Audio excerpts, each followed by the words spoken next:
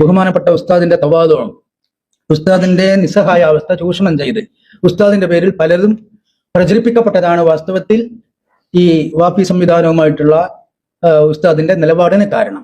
സംഘടനാപരമായിട്ടുള്ള ചില നിർബന്ധിതാവസ്ഥകളിൽ ഉസ്താദ് കുടുങ്ങിപ്പോയതാണ് എന്ന കാര്യം നമുക്ക് ഉറപ്പാണ്. സംഘടനാപരമായ ചില കെട്ടുപാടുകളിൽ കുടുങ്ങിപ്പോയി. അതുകൊണ്ടാണ് ഉസ്താദ് അങ്ങനെയുള്ള ഒരു നിലപാട് സ്വീകരിച്ചത്. അസ്സലാമു അലൈക്കും വറഹ്മത്തുള്ളാഹി വബറകാതുഹു. പ്രിയമുള്ളവരെ, നിങ്ങൾ കേട്ടല്ലോ, ബഹുമാനപ്പെട്ട ആലിക്കുട്ടി ഉസ്താദിനെ കുറിച്ചാണ് ഇദ്ദേഹം പറഞ്ഞത്.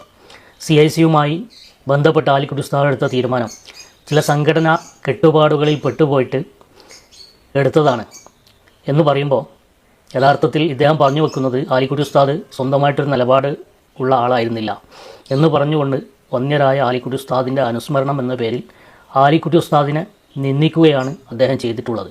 യഥാർത്ഥത്തിൽ ആലിക്കുട്ടി ഉസ്താദ് എന്താണ് പറഞ്ഞത്? അതിന് നേതൃത്വം നൽകി. അത് എങ്ങനെ വേണം എന്ന് പെട്ടെന്ന് പറയുന്ന ഒരു പരിപാടിയല്ല സമസ്തയുടെ. ഇതിന് കുറേ താമസമെടുക്കും, ആലോചിക്കും, വളരെയധികം സാവകാശം കൊടുക്കും. അങ്ങനെ സാവകാശമൊക്കെ കൊടുത്തതിന് ശേഷമാണ് ഈ പരിപാടി എന്തെങ്കിലും കർശനമായ ഒരു നിലപാടെടുക്കുന്നത്, ഒരു കർശനമായ നയം അതിൻ്റേത് ആളുകളുടെ മുമ്പിൽ അവതരിപ്പിക്കുന്നത്. ആ സന്ദർഭത്തിലെല്ലാം സമസ്ത കേരള ജമിയത്തുൽ കീഴിലുള്ള ആളുകളും സമസ്തനെ അംഗീകരിക്കുന്ന ധാരാളം ആളുകളും അതോടൊപ്പം തന്നെയാണ് നിന്ന് പോന്നിട്ടുള്ളത്.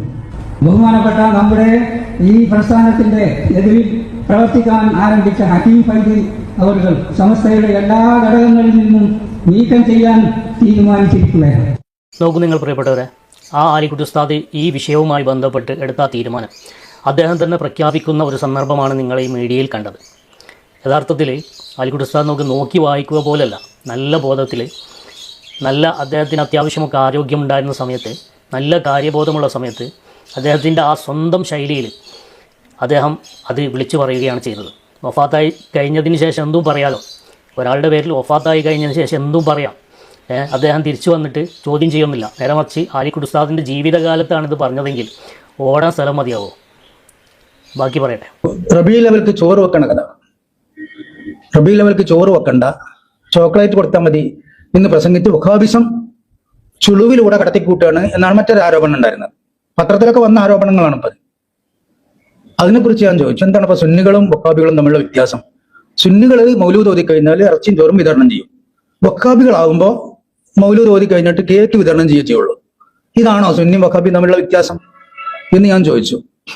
അപ്പോഴും അതിന് ചിരി മാത്രമാണ് മറുപടി ഉണ്ടായത്. ഒരു മുഷാവറ അംഗത്തിനോട് ഇദ്ദേഹം ചോദിച്ചു എന്താണ് ഹക്കീം ഫൈസിയുടെ സുന്നി വിരുദ്ധത, എന്നിട്ട് ആ മുഷാവറ മെമ്പർക്ക് ഉത്തരം കിട്ടിയില്ല എന്നൊക്കെയാണ് ഇദ്ദേഹം പറയുന്നത്. ചിരി മാത്രമാണ് മറുപടി എന്നൊക്കെയാണ്.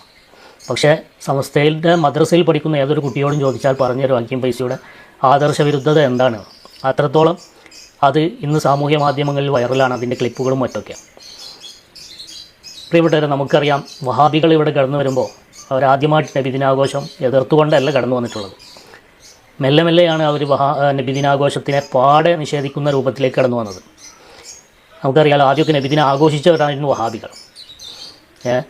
പിന്നെ മെല്ലെ മെല്ലെ കടന്നു വന്നതുപോലെ ഭക്ഷണം ധാരാളം വിതരണം ചെയ്ത്, എത്ര വിതരണം ചെയ്താലും മഹാന്മാർ പറഞ്ഞത് ഉഹദ് മലയോളം എനിക്ക് സ്വർണ്ണമുണ്ടായിരുന്നെങ്കിൽ അതൊക്കെ ഞാൻ അതിനു വേണ്ടിയിട്ട് ചിലവഴിക്കുമായിരുന്നു എന്നാണ്. അതിനൊന്നും അവർ ദൂരത്തിൻ്റെ ഗണത്തിൽ കണ്ടതില്ല. എന്നാൽ ഇദ്ദേഹം പറയുന്നതോ, ഇദ്ദേഹം പറഞ്ഞ ആ പ്രയോഗം അത് നബി സല്ലല്ലാഹു അലൈഹി വസല്ലം തങ്ങളുടെ ജന്മദിനവുമായി ബന്ധപ്പെട്ട് പറഞ്ഞതായതിൽ അത് തികച്ചും അതൊരു അദബുകേടായി പണ്ഡിതന്മാർ വിലയിരുത്തി. ആരെയാണ് ചോദ്യം ചെയ്യുന്നത്? സമസ്തയുടെ മുഷാവറ അംഗങ്ങളെയാണ് ചോദ്യം ചെയ്യുന്നത്, നമ്മളെപ്പോലത്തെ ആളുകളെയല്ല. അപ്പോൾ ഇങ്ങനെ തന്നെയാണ് ബിദഅത്തുകളൊക്കെ കയറിക്കൂടുക. പിന്നെ ഹക്കീം ഫൈസിക്കെതിരെ സമസ്ത പറഞ്ഞത് അദ്ദേഹം ബിദഅയാണ് എന്നൊന്നും പറഞ്ഞിട്ടില്ല. അദ്ദേഹം ആദർശവിരുദ്ധ പ്രചരണം നടത്തി എന്ന പ്രയോഗമാണ് നടത്തിയിട്ടുള്ളത്. ആദർശവിരുദ്ധ പ്രചരണം നടത്തി, അത് അദ്ദേഹത്തിൻ്റെ വാക്കുകളിലും അദ്ദേഹത്തിൻ്റെ പ്രസംഗങ്ങളിലൊന്നുമൊക്കെ എടുത്തു കാണിച്ചുകൊണ്ട് അതിന് സെപ്പറേറ്റ് ആയിട്ട് പരിപാടികൾ സംഘടിപ്പിച്ചിട്ടുണ്ട്. അത് തെളിവ് സഹിതം നിരത്തിയിട്ടുണ്ട്. ബഹുമാനപ്പെട്ട MT അബൂബക്കർ ദാരിമി ഉസ്താദ് പ്രസംഗിച്ചൊരു പ്രസംഗം ഇപ്പോഴും യൂട്യൂബിൽ അവൈലബിളാണ്. വിവാദ വ്യക്തിയുടെ 10 ആദർശ വ്യതിയാനങ്ങൾ എന്ന് പറഞ്ഞുകൊണ്ട് ഒരു പ്രഭാഷണം നിങ്ങൾക്ക് യൂട്യൂബിൽ അടിച്ചു നോക്കിയാൽ കിട്ടും. അതിൽ കൃത്യമായിട്ട് അദ്ദേഹം ആ കാര്യങ്ങളൊക്കെ വിശദീകരിക്കുന്നുണ്ട്. ഇതൊക്കെ എല്ലാവർക്കും മനസ്സിലായ യാഥാർത്ഥ്യമാണ്. ഇനിയും മനസ്സിലാവാത്തവർക്ക് ചില സൂക്കേടുണ്ട്. അതാണ് സമസ്ത വിരോധം എന്നുള്ളത്. മനസ്സിലായോ? ഇനി ബാക്കി അദ്ദേഹം പറയട്ടെ. എന്നോട് ജാമ്യയിലെ വിദ്യാർത്ഥികൾ ചിലർ ചോദിച്ചു, ഇങ്ങനെ സമസ്ത തള്ളിയ CIC-ന്റെ എക്സാം ബോർഡിൽ കൺട്രോളർ ആയിക്കോളും, എന്താണ് ഇപ്പൊ അതിനെ കുറിച്ച് പറയാനുള്ളത് എന്ന് ചോദിച്ചു. അപ്പൊ ഞാൻ പറഞ്ഞു ഇതിന്റെ നിയമപ്രകാരം CS പുറത്തുള്ള ഒരാളാണ് അത്രേ കൺട്രോളർ ആകേണ്ടത്. അപ്പൊ എനിക്ക് CS പുറത്തു നിൽക്കാൻ പറ്റൂലേ എന്ന് ചോദിച്ചു ഞാൻ. എന്താ ചിരിയില്ലേ, ചിരിച്ചാണ്ടും അറിയാം. അതിന് മാത്രം വലിയ വിറ്റാണോ അത്? ഇതൊക്കെ ഞൊണ്ടി ഞായല്ലേ ഉസ്താദെ? സമസ്ത തള്ളിപ്പറഞ്ഞ ഒരു ത്വരീഖത്തുകാരോ അല്ലെങ്കിൽ സമസ്ത പുറത്താക്കിയ ഏതെങ്കിലും ബിദഈ കക്ഷികളോ അല്ലെങ്കിൽ ഏതെങ്കിലും അവാന്തര വിഭാഗങ്ങൾ നിങ്ങളെ അവരുടെ പരീക്ഷാ ബോർഡിൻ്റെ കൺട്രോളറായി ക്ഷണിച്ചാൽ അവിടെ നിങ്ങൾ പോകുമോ? KNMൻ്റെ പരീക്ഷാ ബോർഡിൻ്റെ കൺട്രോളറായി നിങ്ങൾ പോകുമോ? നൂർഷാ ത്വരീഖത്തിൻ്റെത് പോകുമോ? ആലുവ ത്വരീഖത്തിൻ്റെ കൺട്രോളറായി വിളിച്ചാൽ നിങ്ങൾ പോകുമോ? അതുപോലെ മറ്റുള്ള സമസ്ത തള്ളിപ്പറഞ്ഞ സംവിധാനത്തിൻ്റെതൊക്കെ അങ്ങനെ ക്ഷണിച്ചു കഴിഞ്ഞാൽ നിങ്ങളതിലേക്ക് പോവോ? പോകുമെങ്കിൽ നിങ്ങൾക്ക് ഇതിലും പോകാം, അതിനൊരു കുഴപ്പമില്ല. അതല്ല പോകൂല എങ്കിൽ ഇതിലും പോകാൻ പറ്റില്ല, അതും സമസ്ത തള്ളിപ്പറഞ്ഞാണ്. അതുകൊണ്ടാണ് ആ ജാമ്യയിൽ പഠിക്കുന്ന കുട്ടികൾ അവർക്ക് ബോധമുണ്ട്, അവർക്ക് ബുദ്ധിയുണ്ട്, അവർ ആ ചോദ്യം ഉന്നയിച്ചല്ലോ. അതുകൊണ്ടാണ് ആ ചോദ്യം ഉന്നയിച്ചത് എന്നെങ്കിലും നമ്മൾ മനസ്സിലാക്കുക. ഇനി തുടർന്ന് പറയട്ടെ. നമ്മളിങ്ങനെ ശത്രുതയിൽ നിൽക്കേണ്ടതല്ല. അപ്പൊ കുട്ടികളുടെ മുഖത്തൊക്കെ പല കുട്ടികളുടെ മുഖത്തും നമ്മളോടൊരു വിരോധം, നമ്മൾ ക്ലാസ് എടുക്കുമ്പോൾ തന്നെ ഒരു വിരോധം മുഖത്ത് ഇങ്ങനെ കാണുന്ന നിലയ്ക്ക് അവസ്ഥ ഇപ്പം ജാമ്യയിലുണ്ട്. ഇപ്പോൾ ജാമ്യയിലെ കുട്ടികളുടെ അവസ്ഥയാണ് പറഞ്ഞത്. അതായത് സ്വന്തം ഗുരുനാഥന്മാരോട് ഒരു വിരോധം മുഖത്ത് ക്ലാസ്സിൽ വരുമ്പോൾ ഗതികെട്ടിട്ടാണല്ലോ ഇവിടെ ഇരിക്കുന്നത് എന്നുള്ള ഒരു മുഖഭാവമാണ് അവർക്കുള്ളത് എന്ന് ഉസ്താദ് തന്നെ തുറന്നു പറഞ്ഞതിൽ സന്തോഷമുണ്ട്. കാരണം ആ കുട്ടികൾ അത്രയും ഗതികെട്ടിട്ടാണ് അവിടെ ഇരിക്കുന്നത്. ഉസ്താദ് ഇങ്ങനെ സമസ്തക്കെതിരെ പുറത്തു പോയി പറയുമ്പോൾ അല്ലെങ്കിൽ ആ നിലപാടിനൊപ്പം നിൽക്കുമ്പോൾ ആ കുട്ടികൾക്ക് വല്ലാത്ത മാനസികമായ ബുദ്ധിമുട്ടുണ്ടാകും. അത് ഉസ്താദിൻ്റെ മുന്നിലിരിക്കുന്ന കുട്ടികൾക്ക് മാത്രമല്ല, ഉസ്താദ് പഠിപ്പിച്ചു വിട്ട കുട്ടികൾക്കും ഉണ്ടാകും. ഗതികെട്ട് അവസാന സമയത്ത് അവരതിൽ പ്രതികരിക്കാനും തയ്യാറാകും. അതാണിപ്പോൾ നിങ്ങൾ കാണുന്നത്. അപ്പോൾ മറ്റൊരു ഉസ്താദ്, ജാമ്യയിലെ ഉസ്താദ് പറഞ്ഞു അത്രേ, 90% കുട്ടികളും ഞങ്ങൾക്കെതിരാണ്. ഞങ്ങളൊക്കെ ജാമ്യയിൽ പഠിക്കുന്ന കാലഘട്ടം അങ്ങനെ ഒന്ന് ചിന്തിക്കാൻ പോലും, ഒരു ഉസ്താദിനെ കുറിച്ച് പോലും ചിന്തിക്കാൻ പോലും ഒരു പഴുതുണ്ടായിരുന്നില്ല. അത്രയും ബഹുമാനത്തോടെയാണ് ഞങ്ങൾ ഉസ്താദ്മാരെ കണ്ടിരുന്നത്, അത്രയും ആദരവോടെയാണ് ഞങ്ങൾ ഉസ്താദ്മാരെ, ജാമ്യയിലെ ഉസ്താദ്മാരെ കണ്ടിരുന്നത്. അത്രയും മഹത്വമാണ് ഞങ്ങൾ അവർക്ക് കൽപ്പിച്ചിരുന്നത്. പക്ഷേ ഇന്ന് കാലം മാറി, കുട്ടികൾ ഡിവൈഡായി, കുട്ടികൾ രണ്ട് തട്ടിലായി. മഹാഭൂരിപക്ഷം കുട്ടികളും സമസ്തയുടെ ഒപ്പം നിൽക്കുമ്പോൾ സമസ്ത വിരുദ്ധരായ ആളുകൾ കാണുമ്പോൾ അവർക്ക് വെറുപ്പും മുഖത്ത് കറുപ്പും ഒക്കെ രൂപപ്പെടുന്നത് അത് സ്വാഭാവികമായ പ്രതിഭാസമാണ്. അതിൽ നിന്നെങ്കിലും നമ്മളൊന്ന് എവിടെയാണ് കുഴപ്പം സംഭവിച്ചത് എന്ന് മനസ്സിലാക്കാൻ ശ്രമിച്ചു കഴിഞ്ഞാൽ ഈ പ്രശ്നത്തിനൊരു പരിഹാരം ഉണ്ടാകും എന്നാണ് ഞാൻ മനസ്സിലാക്കുന്നത്. ബാക്കി പറയട്ടെ. ഈ വാഫി സിലബസിൽ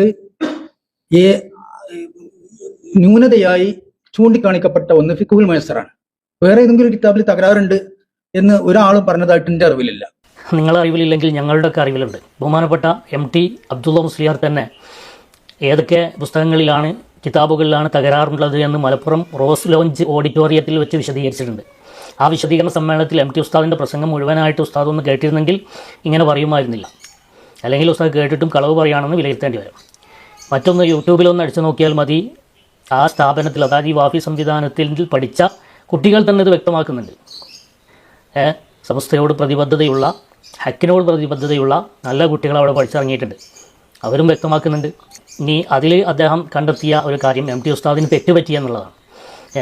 ഫിഖുൽ മുയസ്സർ ഉയർത്തിപ്പിടിച്ചുകൊണ്ട് MT ഉസ്താദ് മലപ്പുറത്ത് വെച്ചുകൊണ്ട് നടത്തിയ പ്രഭാഷണത്തിന് മുമ്പ് ഇദ്ദേഹത്തിന് വിളിച്ചുവെന്നും ആ വിളിച്ചപ്പോൾ ഇദ്ദേഹം അന്വേഷിച്ച് കാര്യങ്ങളൊക്കെ പറഞ്ഞു കൊടുത്തുവെന്നും അതിലൂടെയാണ് അദ്ദേഹം ഈ കാര്യങ്ങളൊക്കെ അവതരിപ്പിക്കുന്നു എന്നുള്ള ഒരു കാര്യം അദ്ദേഹം പറയുന്നുണ്ട്.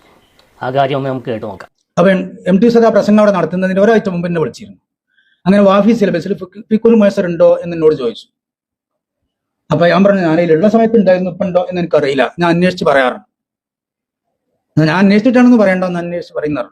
അത് കഴിഞ്ഞല്ലോ, അതിന് മേലെ കൊല്ലത്തെ അടുത്ത് പോയിട്ടുണ്ട്. ഇപ്പോൾ ഫിഖുൽ മുയസ്സർ ഇല്ല. അത് ഞാൻ ആ വിവരം MT ഉസ്താദിന് കൈമാറി. ഇങ്ങനെയാണ് പറഞ്ഞത്, കഴിഞ്ഞല്ലോ അതിന്റെ മേലെ കൊല്ലത്തെ അടുത്ത് പോയിട്ടുണ്ട്. അപ്പൊ ഉസ്താദിന് ഒരു കാര്യം ഉറപ്പായി. ആ കഴിഞ്ഞ വർഷം വരെ ഫിഖുൽ മുയസ്സർ വാഫി സിലബസിൽ ഉണ്ടായിരുന്നു എന്ന് ഉറപ്പായല്ലോ. കാരണം എൻ്റെ നേരിട്ട് വിവരം കിട്ടി. ആ ധൈര്യത്തിലാണ് ബഹുമാനപ്പെട്ട ഉസ്താദ് അന്ന് അവിടെ പ്രസംഗിച്ചത്. അപ്പൊ ഇന്ന് ഒരു കാര്യം, ഉസ്താദ് നേരിട്ട് കണ്ടുപിടിച്ചതല്ല എന്നതിന് തെളിവാണ്. കാരണം നേരിട്ട് കണ്ടുപിടിച്ചാണെങ്കിൽ എന്നോട് ചോദിക്കൂല. ആ മുമ്പിലിരിക്കുന്ന പൊട്ടന്മാരായ ആളുകളെ നിങ്ങൾക്ക് വീണ്ടും പൊട്ടന്മാരാക്കാം. അതല്ലാതെ ഇത് അറിയുന്ന ആളുകളോട് പറയാൻ പറ്റുള്ളൂ ഉസ്താദെ. കാരണം ബഹുമാനപ്പെട്ട MT അബ്ദുള്ള ഉസ്താദ് അദ്ദേഹം കൃത്യമായിട്ട് അതിനെക്കുറിച്ച് പഠിച്ചിട്ടാണ് പറയുന്നത്. കാരണം മുമ്പ് ഇത് വിവാദം ഉണ്ടായിട്ടുണ്ട്. നിങ്ങൾ പറഞ്ഞപ്പോഴല്ല ഫിഖുൽ മുയസ്സറിനെ കുറിച്ച് നിങ്ങളോട് അന്വേഷിച്ചപ്പോഴോ നിങ്ങൾ പറഞ്ഞപ്പോഴോ എല്ലാം MT അബ്ദുൽ മുസ്ലിയാർ ഇത് അറിയുന്നത്. ഇത് മുമ്പേ വിവാദമായതാണ്. ആ ഓർമ്മയിലാണ് അദ്ദേഹം ആ കാര്യങ്ങൾ പറയുന്നത്. മാത്രമല്ല ഇത് ഇപ്പോഴുണ്ടോ എന്നാണ് നിങ്ങളോട് അന്വേഷിച്ചത്. ഇപ്പോൾ അവിടെ പഠിപ്പിക്കുന്നുണ്ടോ അത് എന്നറിയാൻ വേണ്ടിയിട്ടാണ് അദ്ദേഹം അന്വേഷിച്ചത്. അതിൻ്റെ എല്ലാ അരകും മൂലയും പരിശോധിക്കുന്നതിൻ്റെ ഭാഗമായി നിങ്ങൾക്ക് വിളിച്ചിരിക്കാം. പക്ഷേ ഇത് വർഷങ്ങൾക്ക് മുമ്പ് ഈ ഒരു വിഷയം സംഭവിച്ചു എന്ന കാര്യം അവിടെ ഉദ്ധരിക്കുക മാത്രമാണ് ബഹുമാനപ്പെട്ട MT ഉസ്താദ് അവിടെ ആ മലപ്പുറത്ത് വെച്ചുകൊണ്ട് ചെയ്തത്. ഇനി ആ ഫിഖുൽ മുയസ്സറിൽ എന്താണ് ഉള്ളത് എന്നും കൃത്യമായിട്ട് MT ഉസ്താദ് അവിടെ വിശദീകരിച്ചിട്ടുണ്ട്. അത് ഞങ്ങൾക്ക് കേൾപ്പിച്ചു തരാം. അപ്പോൾ നിങ്ങൾ പറയുന്നുണ്ട് അവിടെ MT ഉസ്താദ് കൊണ്ടുവന്ന് ഇത്ര കട്ടിയുള്ളൊരു ഫിഖുൽ മുയസ്സറാണ്, അതല്ല വാഫിയിലുള്ളത് എന്ന് പറഞ്ഞിട്ട് കബളിപ്പിക്കാൻ വേണ്ടിയിട്ട് ഒരു ഫിഖുൽ മുയസ്സറുമായിട്ട് ഇദ്ദേഹം വന്നിട്ടുണ്ട്. കേൾക്കുമ്പോൾ ചിരി വരും. കാരണം നമ്മളൊക്കെ ഈ വിഷയത്തിൽ നല്ല ആയത്തിലൊന്ന് പഠിച്ചിട്ടുണ്ട്. കാരണം ഈ വിഷയത്തിൽ MT അബൂബക്കർ ദാരിമി ഉസ്താദ് കൃത്യമായ വിശദീകരണം നൽകിയത്, അത് ഷൂട്ട് ചെയ്തതും എഡിറ്റ് ചെയ്തതും അപ്ലോഡ് ചെയ്തതൊക്കെ ഞാനാണ്. അതുകൊണ്ട് ഈ വിഷയം കൃത്യമായിട്ട് ഞാൻ മനസ്സിലാക്കിയിട്ടുണ്ട്. അപ്പോൾ അതുകൊണ്ട് നിങ്ങൾ പറയുമ്പോൾ ചിരി വരികയാണ്. കാരണം ഇത്രയും നിങ്ങൾ പിന്നെ വേറെ MT അബ്ദുൽ മുസ്ലിയാരൊക്കെ പിന്നെ തെറ്റിദ്ധരിക്കപ്പെട്ടു എന്ന് പറയുമ്പോൾ നിങ്ങൾ ഒന്നെങ്കിൽ തെറ്റിദ്ധരിക്കപ്പെടുകയോ അല്ലെങ്കിൽ സ്വയം കളവ് പറയുകയോ ആണ് എന്ന 100% ബോധ്യത്തോടെയാണ് ഞാൻ പറയുന്നത്. ആ കാര്യങ്ങൾ ഞാൻ വ്യക്തമാക്കി തരാം. അതായത് ഇദ്ദേഹം ഒരു ഫിഖുൽ മുയസ്സർ കാണിക്കാൻ പോകുന്നുണ്ട്. ആ ഫിഖുൽ മുയസ്സർ കൊണ്ട് തന്നെ ഇദ്ദേഹം ജാമ്യയിലും സെമി ബാച്ചിലും ഫൈനൽ ബാച്ചിലും ഒക്കെ ചെന്നിട്ട് ഇതാണ് ആ ഫിഖുൽ മുയസ്സർ, ഇതിൽ 20 റക്അത്താണ് ആണ് ഉള്ളത്, ഇതിനെങ്ങനെ 8 അർത്ഥം വെക്കാൻ പറ്റുമോ എന്നൊക്കെ ചോദിച്ചതായിട്ട് ചില കുട്ടികൾ നമുക്ക് വാട്സപ്പ് ചെയ്തു. അപ്പോൾ നമ്മൾ കാര്യങ്ങൾ കൃത്യമായിട്ട് വിവരിച്ചു കൊടുത്തു. ഇന്നതാണ് അവിടെ സംഭവിച്ചത്, ഇങ്ങനെയൊക്കെയാണ് സംഭവിച്ചത്, ഇതാണ് ഫിഖുൽ മുയസ്സർ, യഥാർത്ഥ ഫിഖുൽ മുയസ്സർ ഇതാണ് എന്നൊക്കെ നമ്മൾ പറഞ്ഞു കൊടുത്താണ്. പക്ഷേ ഇദ്ദേഹം കുട്ടികൾക്ക് ഈ കാര്യങ്ങളൊക്കെ നല്ല ബോധമുണ്ട്. കാരണം കുട്ടികൾ ഈ സോഷ്യൽ മീഡിയയിൽ വരുന്നതൊക്കെ കാണുന്നതാണ്. MT അബൂബക്കർ ദാരിമിൻ്റെ ആ വീഡിയോ കണ്ടാൽ എല്ലാ സംശയവും മാറും ഫിഖുൽ മുയസ്സറുമായി ബന്ധപ്പെട്ട്. അദ്ദേഹം 4-5 എഡിഷനുകൾ ഉയർത്തിപ്പിടിച്ചുകൊണ്ടാണ് സംസാരിക്കുന്നത്. 4-5 അതിൻ്റെ കോപ്പികൾ, അതായത് വ്യത്യസ്ത സന്ദർഭങ്ങളിൽ ഇതാക്കിയിട്ടുണ്ട്. ആദ്യമായിട്ട് അപ്ലൈ ചെയ്ത ഫിഖുൽ മുയസ്സർ അഹമ്മദ് ഐസ ആഷൂറിൻ്റെ ഫിഖുൽ മുയസ്സറാണ്. അതാണ് MT ഉസ്താദ് ഉയർത്തിപ്പിടിച്ചുകൊണ്ട് വായിച്ചത്.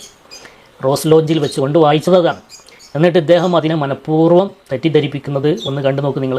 അതുകൊണ്ട് ഈശ്വരൂന എന്ന് പറഞ്ഞാൽ ഇവിടെ നിങ്ങൾ 8 നൃത്തം വെക്ക് എന്ന് ചോദിച്ചു ഞാൻ. അത് പറ്റൂലല്ലോ. ഈശ്വരൂന എന്ന് പറഞ്ഞാൽ 20 നൃത്തം വെക്കാൻ പറ്റൂലല്ലോ.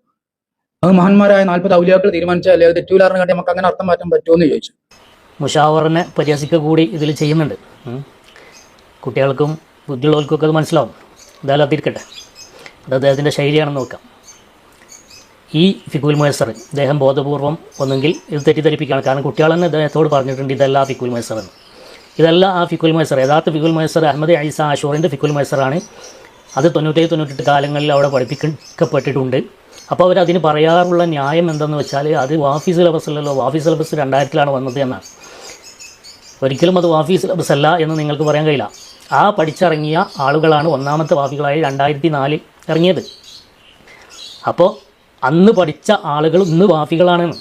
4-5 വാഫികളുടെ ഫോട്ടോ കൊടുത്തിട്ട് ഇവരൊക്കെ ഫിഖുൽ മുയസ്സർ പഠിച്ചിട്ടുണ്ട്, നിഷേധിക്കാൻ തയ്യാറാകുമോ എന്ന് പറഞ്ഞിട്ട് നമ്മളൊരു വീഡിയോ ഇട്ടുണ്ട്, ഇന്ന് യൂട്യൂബിലുണ്ടത്. നിഷേധിക്കാൻ കഴിയില്ല. കാരണം എന്താ, അതിനുള്ള അപ്പുറത്തുള്ള പണി നമ്മളവിടെ എടുത്ത് വെച്ചിട്ടുണ്ട്. നിഷേധിക്കുമ്പോൾ അത് ശരിയാവും. അതുകൊണ്ട് നിഷേധിക്കാൻ കഴിയില്ല. അപ്പോൾ അഹമ്മദ് ഐസ ആഷൂറിൻ്റെ കിതാബ് തന്നെ ഹക്കീം ഫൈസി ഇവർക്ക് പഠിപ്പിച്ചിട്ടുണ്ട്. ആ പഠിച്ച ആളുകളാണ് നമ്മളോട് പറഞ്ഞത്. പഠിച്ച ആളുകൾ, അവരുടെ കയ്യിൽ ആ കിതാബുണ്ട്. ആ കിതാബാണ് MT ഉസ്താദ് അവിടെ ഉയർത്തിപ്പിടിച്ചുകൊണ്ട് പറഞ്ഞത്. ഇദ്ദേഹം അതിനെ മനഃപൂർവ്വം തെറ്റിദ്ധരിപ്പിക്കുകയാണ്. ഇനി MT ഉസ്താദ് അവിടെ വിവരിക്കുന്നതൊന്ന് കേട്ട് നോക്ക് നിങ്ങൾ. അൽ ഫിഖുൽ മുയസ്സർ എന്ന് പറയുന്നൊരു കിതാബാണ്. ഈ ഫിഖുൽ മുയസ്സറിൽ ഇതില് കണ്ടോ, ഇത് സിലബസ് വെച്ചു. വാഫിക്കാരുടെ സിലബസിൽ ഈ കിതാബ് വെച്ചു, പഠിപ്പിച്ചു. ഇടക്കിടക്ക് ഇങ്ങനെ മാറിക്കൊണ്ടിരിക്കും, സ്ഥിരതല്ല. പിന്നെ അത് മാറ്റി വറന്നാക്കും, അത് മാറ്റി വറന്നാക്കും, ഉസൂലൊപ്പം തന്നെ.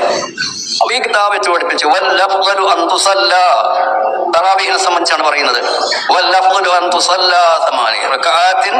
8 റക്അത്ത് നിസ്കരിക്കലാണ് ഏറ്റവും ശ്രേഷ്ഠമായത്. ഇഖ്തിദാഅൻ ബി റസൂലില്ലാഹി സ്വല്ലല്ലാഹു അലൈഹി വസല്ലം. അപ്പോൾ കേട്ടല്ലോ, ഇതാണ് അവസ്ഥ.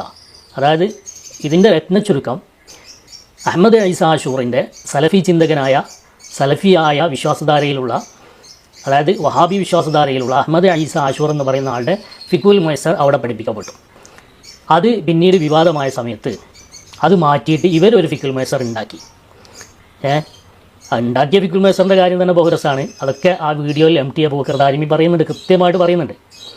ഉണ്ടാക്കി അതിനുശേഷം ആ കിതാബ് പിന്നെയും മാറ്റി.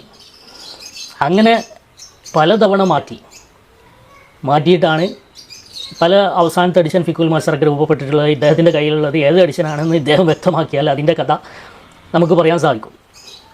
അപ്പോൾ അത് കാണിച്ചിട്ടാണ് ഈ കുട്ടികളെ തെറ്റിദ്ധരിപ്പിക്കുന്നത്, അതേപോലെ തന്നെ അദ്ദേഹത്തിന് മുന്നിലിരിക്കുന്ന ആളുകളെ തെറ്റിദ്ധരിപ്പിക്കുന്നത്. പക്ഷേ ഇതൊക്കെ കൃത്യമായി പഠിച്ച കയറി പരിശോധിച്ച ആളുകളുടെ മുന്നിലേക്ക് വരുമ്പോൾ ഇത് കുടുങ്ങാണ്.